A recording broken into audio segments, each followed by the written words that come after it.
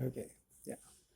Hello, this is Rowan in Egypt, in Cairo, doing archaeology, Egyptology over here, as is my want, my career, you could say, other than the fact that I don't make any money doing it. Um, but my voluntary career.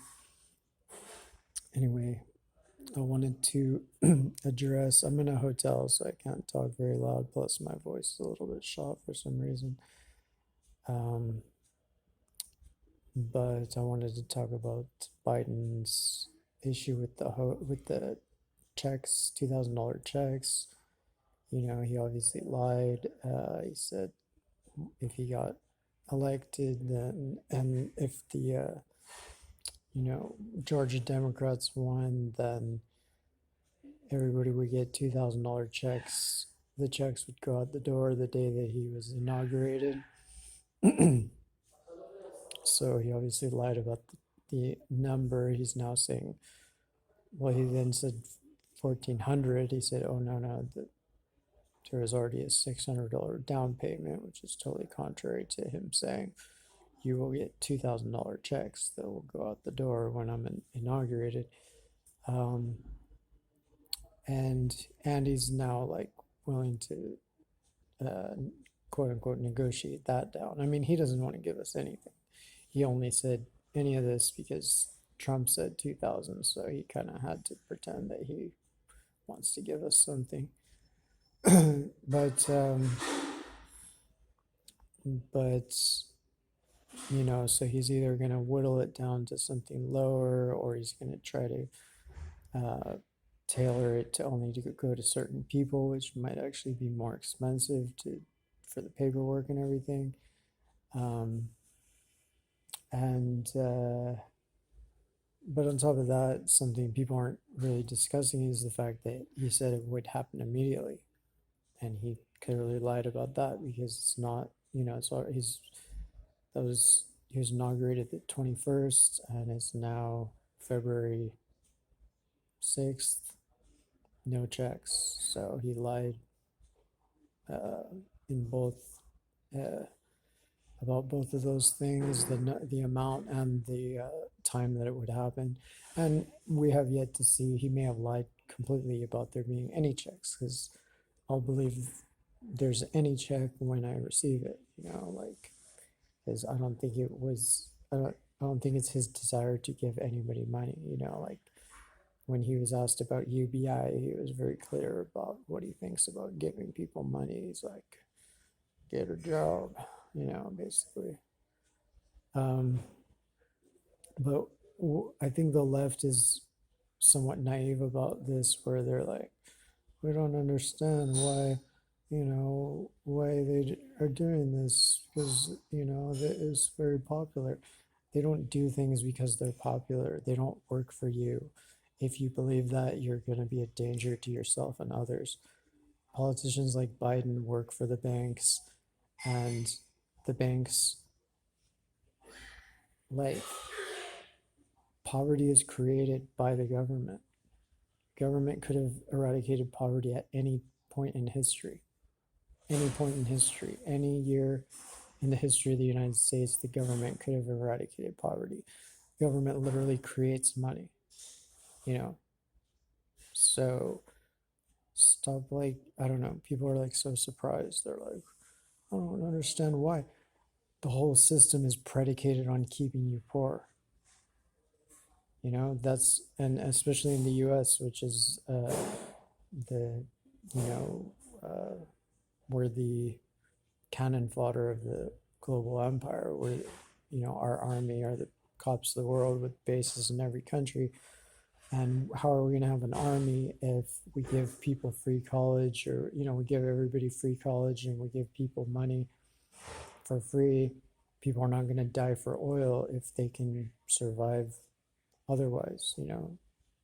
So I think until the left and just the population just wakes up to the basic facts of reality and stops being confused or somehow expecting that the government, cares about your well-being or cares about the voters. You know, they don't get their money from holding office. They get their money from the banks. If you look at, the net worth of Pelosi and of Obama, it didn't come from their office, it didn't come from their salary. They can lose every election and they'll be paid more to lose than to win if it entails, stopping socialist policies, stopping policies that help alleviate poverty. So, and it doesn't seem like there's anything that will, it seems like the ruling class, they rule by force, and the only thing that they understand is force. So ultimately, I think only force will stop them. Um, so I just think, until people like realize that, it's really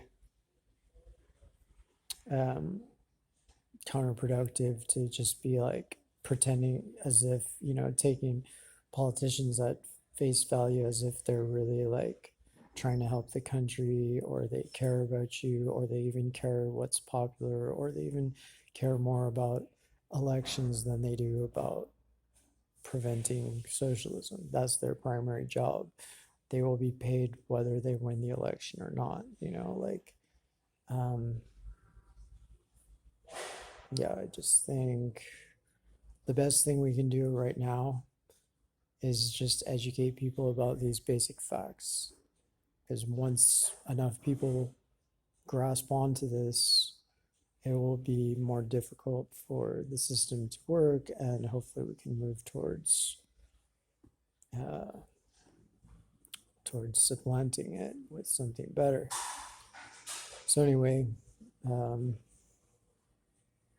solidarity to comrades who are working for the people. Solidarity to the insurrectionists, and a curse on all the leftists who are calling them terrorists, including Katie Halper, including Glenn Greenwald, like clutching pearls about insurrectionists, conservatives beating up cops or whatever, killing cops in basically fights with cops who are, I'm sure, like attacking them, pepper spraying them, beating them. Like, as long as you just keep carrying water for the police and for the system, then you're kind of part of the problem. And especially when you're calling your fellow citizens terrorists just because they entered a building and a couple of them had problematic t-shirts and flags, you're really just carrying water for the elites. So I don't know what these people are thinking, if they are thinking, or if they're just playing the stupid tribal politics. Um, but yeah, solidarity to the insurrectionists. But I would tell the insurrectionists, if they're pro-Trump, they shouldn't be, because Trump is not their friend. Trump, if anything, probably helped lure them into these situations so they could all be put on lists and rounded up and beat up and shot and everything. Trump is basically CIA, NSA, Mossad, MI6 background, with Epstein, like basically worked with Epstein back in the 80s or 90s or both. Um, so, yeah, I don't trust any of these politicians, and, educate. We all have to educate as many people as we can that the government creates poverty every day. They enforce the poverty inequality and the neoliberal austerity that preserves poverty, because that's their empire. It's an empire of poor people that they can exploit.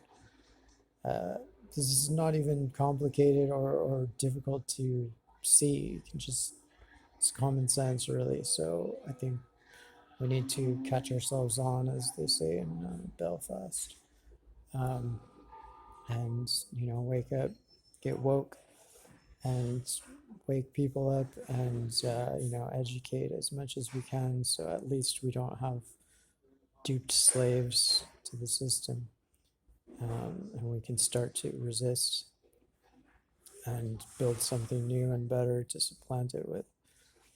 All right, I better go before I start filling up my phone with this video or whatever. I probably have limited memory here in Egypt, and stuck here because of Biden changed the travel rules right before my trip home. So thanks Biden, had to pay $600 for a new ticket. So thanks Trump for the 600 and had to give it back thanks to Biden.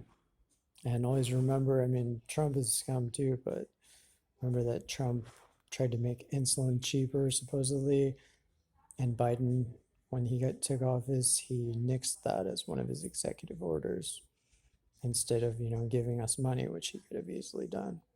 So, you know, I'm not saying Trump is your friend, but Biden is absolutely not your friend unless you're, you know, Bezos or whatever. All right, so take care, solidarity, educate, organize, mobilize, and revolution. Peace. I mean, not peace. I should just say revolution. Solidarity.